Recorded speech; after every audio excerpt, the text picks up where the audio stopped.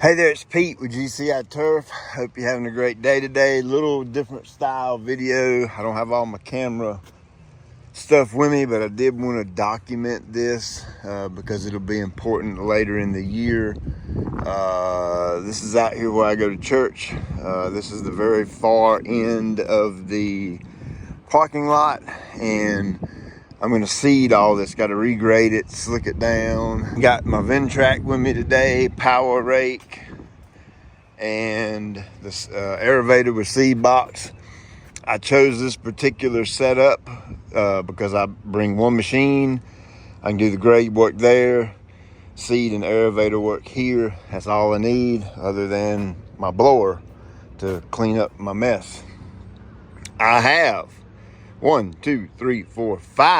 best of the best that's available seed varieties that I'm working on to put together possibly a new line of seed, like a super high-end best of the best that's out there. And I've got one of each of those varieties in there. Of course, there are 5 of the best of the best. These 5 may not be the best of the best, but I don't know how many best of the best is out there, but that's 5 of them. I hope you understand what I'm saying. This is non-irrigated. What I'm going to do here, this won't get watered or anything like that. It'll just be straight from the rain. I'm just going to let this be as it is. I'm setting this up to where this is the worst possible condition. Now it does have one thing going for it. It's kind of over here in a little bit of a shady area, so this ground's going to hold moisture once it does get wet from rainfall. A little bit of a parking lot where this drains down. Hopefully this border of straw right here will help with that. So we're going to kind of do everything wrong per se, and leave all this as is, without a covering on it or anything, and no irrigation or nothing. And that'll give me that kind of like a real true world test on how this seed performs, in real life situation. Something else I'm gonna do is plant a few test plots of it at the shop to try out. So again, sorry for the poor video. I just didn't have all my camera stuff, but I'll try to get some shots holding my phone while I'm working, while I'm sitting on the Ventrac. So let's get with it.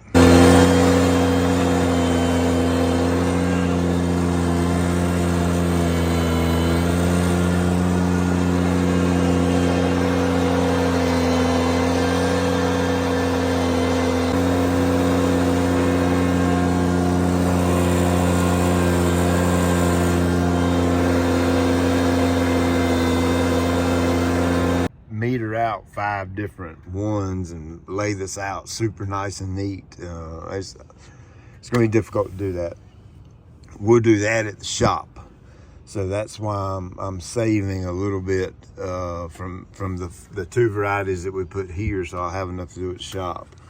May get with my brother too and see if we can't do some test plots out at his place, because he's got quite a bit more land than I have. He's got some open areas he can put it in, and we can try it out there as well. But for this particular area, I'm gonna take the 2 that I think are the absolute best, do one over there, one over here, and then when I come to church on Sundays, I don't miss church. That's just part of my life. I don't compromise on that.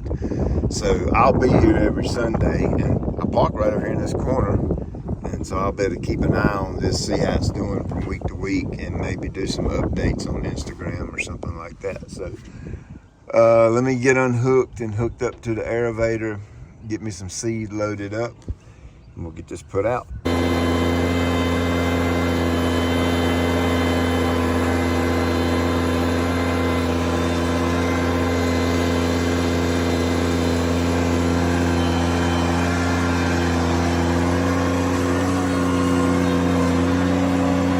And here's the Ventrac ammo can.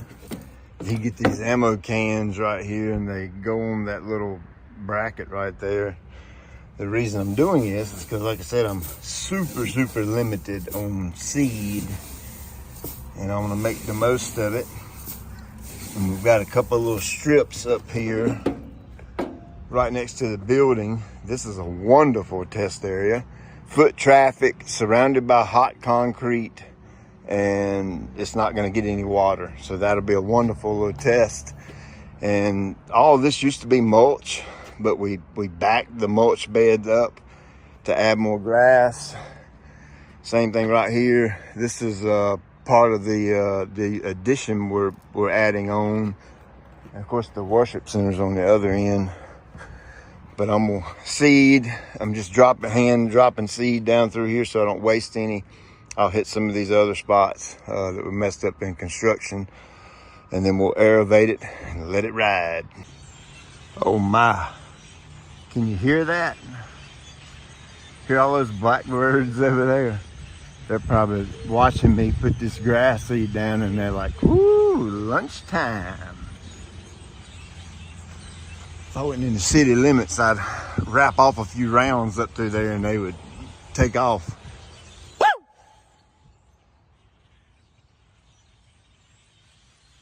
They waiting for me to go so they can eat my grass seed.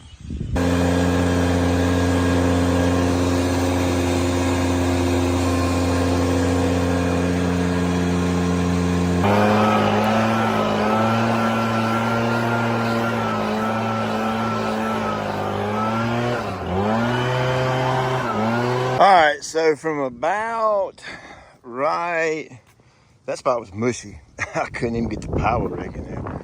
From about right here, left is one total variety, and then from here, wrapping around to there is a second variety. And once I figure out what varieties I like, then I'll talk about the actual varieties, but not going to do that yet. You know how I roll. Of course, I gave it a good chance.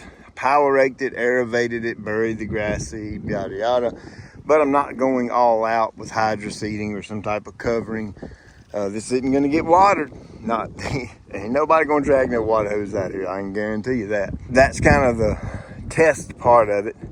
And obviously that's going to be determined by the weather. If it rains well, the rest of the spring, a little bit in the summer, this will come up and it'll be like a new penny. If it don't, then you're going to see that. It's not going to have new penny status, I guess is what I call it. But it's graded out nice. Seeds planted, and now all we got to do is just sit back and wait and see what happens. And this will be a really good test. If it comes in good, if we get the rain and the guys come out here and they start mowing it and we start treating it and fertilizing and all, you know, spring of the year, worst time in the world to try and plant grass seed, and we're trying to leave it in some really bad conditions, you know, without constant water, without a covering, and we're just gonna see how it goes. This is real world testing stuff. That's kind of what I call it, or how I do it. So I'll give you updates on this throughout the season when I come to church on Sundays, and we'll keep a peek on this, keep an eye on it. Let's go back up here and do a little bit of weasel work right quick. And right there's the new worship center addition. I think we're supposed to be in there in about 2 weeks, so it's getting really close. And areas like this where the Ventrac just, whoa, hope I ain't scratch that. No, that's good. Areas like this where the Ventrac, the head unit just won't get in here, where she weasel them, I gotta put the foam down so I can put some pressure behind it and break that ground up. But I was able to aerate all that, and I just weasel in the little small spots. And that right there is what it looks like when you get done weaseling all that seed to soil contact. Grass seed mixed in there quite nicely. Good job, Mr. Weasel. And while I was weaseling these little edges right here, I found this. I know you're gonna say, oh, that's a screw or something that come from construction. Well, that's actually not what that is. It's a flat tire. And then of course, come back down here, blow off all this and leave the work site nice and clean and presentable. All right, so let's stop right here a minute and we will check out this spot that I fixed last year. Remember last fall I did a few videos kind of back to back or something. Power rake, aerator, what else did I use? GCI turf fescue and hydro seeder. And you can see, come in pretty good. No irrigation. Ground's hard as a brick. Look at that crack right there. And it come in really nice. I'm happy as I can be with this. A few little spots like that right there. When we do, church on the front yard, they put a mat down right here that went out to the front. That's why that's kind of jacked up, but you can almost see the exact line from the mat that laid right there, but that's all good. We'll fix that in the fall. But for the most part, she's thick. Got some spots like this right here. I ain't worried about that. As we feed it or rains on it, mow it, it'll begin to thicken up a little bit more as we get into the spring. And of course, anything that don't thicken up and fill in completely, we'll overseed it this fall and fix it up, and it'll look a lot nicer.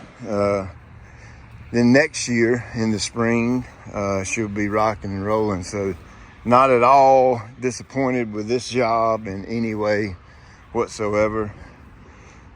Pretty good for no irrigation. That turned out nice. Man, I'm so thankful to be a part of a church that is healthy and thriving and growing. All of this you see right here is the new children's area. We're expanding that part. And then offices and staff offices and stuff is up on the top. And of course the new worship center, which was an addition to the existing worship center. We just made it bigger. It's on the other side. And the message of the church needs to be very plain and clear. God's word says that we all are sinners and fall short of the glory of God. That means, we're messed up. We're broken. That's what we are. We're broken people from way back in the creation, from Adam and Eve, when sin and disobedience entered into the world. You know the story. God sent his one and only begotten Son, and whoever believes in him shall not perish but have everlasting, eternal life. Got tongue-tied there. That's the message of the church. That should be the message of the church, every church, the gospel of Jesus Christ, because that's your only hope. Book of Jude, it says that even if an angel comes to you with some message other than the gospel of Jesus Christ, it's false. Don't listen to it. It's very clear in Scripture that Jesus Christ is the only way to salvation. And he even said it himself, I am the way, the truth, and the life. No one comes into the Father except through me. So that's the message of the church. That's the message of this church. How do I know that? I've been going here 20 years. You're going to get people saying, oh, church is for hypocrites and stuff like that. The goody two-shoes and all that kind of jazz. Well, guess what? If church is for hypocrites, you fit in just fine. I fit in just fine. Being a hypocrite is part of being a sinner. So you go to church to get healed. Okay, it's not a look at me club or anything like that.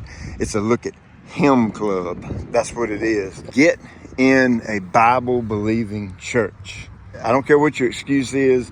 You can take an hour or 2 hours out of your week and you can get in a church that will feed you the gospel of Jesus Christ. Because hey, at the end of the day, that's eternal value. All this is going to go away, right? All this is the flower fades and the grass withers, grass withers and flower fades, whichever one it is. All this is just temporary. The thing that matters is your relationship with Christ. So I want to challenge you to do that. Find you a good church in your area and get in there, get your heart right, get your life right. As always, I appreciate you taking time out of your day to watch. I'll check you later.